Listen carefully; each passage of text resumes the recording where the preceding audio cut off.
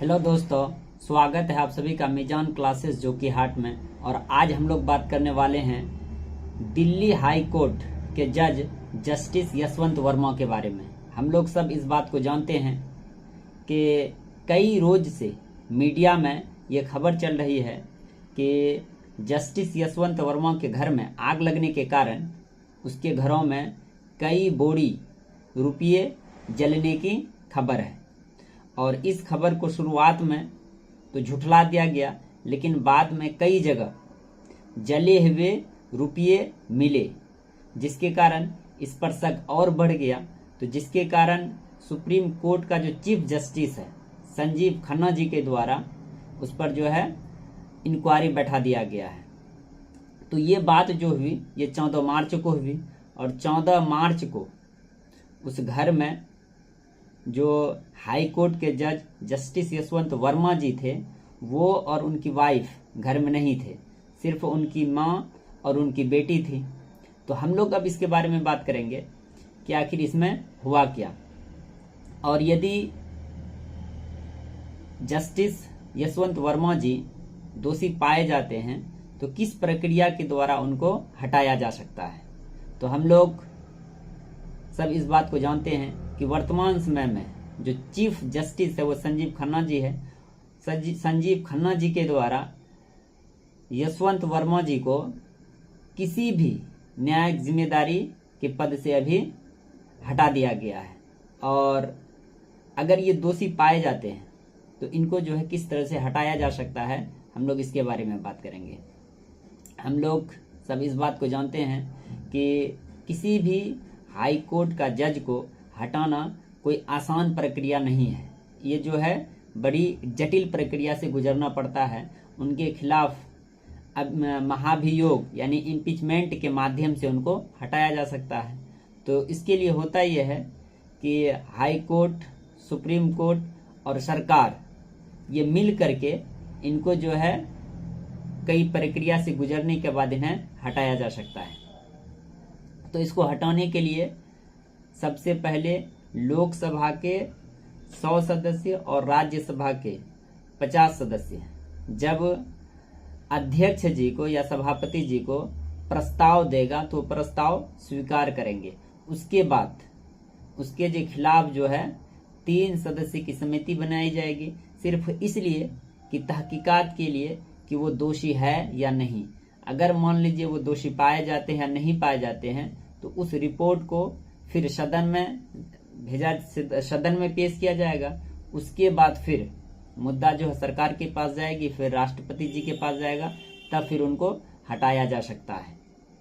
तो हम लोग अब आगे बात कर रहे हैं कि आखिर ये जो जस्टिस यशवंत वर्मा जी के खिलाफ जो ये आरोप लगे, ये हमारे जो कानून व्यवस्था है, पूरी तरह जो सिस्टम है, उन पर जो है एक प्रकार का जो है दाग लगने के समान है। और यदि वो दोषी पाए जाते हैं तो बहुत सारे लोगों का जो कोर्ट पर विश्वास है वो कम होगा। उसके बाद हम लोग अगली खबर के बारे में बात करेंगे। महाराष्ट्र का कॉमेडियन है कुणाल कामरा, एक कॉमेडियन है, और उन्होंने जो है वहाँ का जो महाराष्ट्र का उप मुख्यमंत्री है एकनाथ शिंदे, उनके खिलाफ उन्होंने कोई टिप्पणी कर दी, गाना के माध्यम से कुछ बात बोल दिए। तो जिसके कारण कुणाल कामरा का जो घर है जहाँ उन्होंने अपना कॉमेडी शो करते थे उनको जो है पूरी तरह से जला दिया गया। वो है मुंबई के खार में हैबिटेट कॉमेडी क्लब, और उनको जो है पूरी तरह से क्या किया है, जला दिया गया है। और एकनाथ शिंदे वाला जो शिव सैनिक है उनके द्वारा ये कहा गया है कि हम ये सारा बदला लेंगे। और कई नेताओं के द्वारा ये भी कहा गया है कि उनकी जो है अब पिटाई होगी। और हम लोग सब इस बात को जानते हैं कि वर्तमान समय में महाराष्ट्र का जो मुख्यमंत्री है वो देवेंद्र फडणवीस है, और देवेंद्र फडणवीस जी के द्वारा ये कहा गया है कि जो भी व्यक्ति अगर किसी भी कानून व्यवस्था को खराब करेगा तो उनके खिलाफ सरकार कार्रवाई करेगी, चाहे वो कोई भी हो। और हम लोग इस बात को सब जानते हैं कि हम लोग देखे हैं वीडियो में कि जो कुणाल कामरा है जी कॉमेडियन हैं, उनके जो है क्लब में जाकर के पूरी तरह से तोड़फोड़ किया है।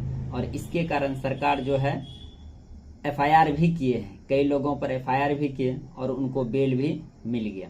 और हम लोग इस बात को सब जानते हैं कि महाराष्ट्र में शिवसेना एक पार्टी थी और एकनाथ शिंदे जी जो है बीजेपी में चले गए।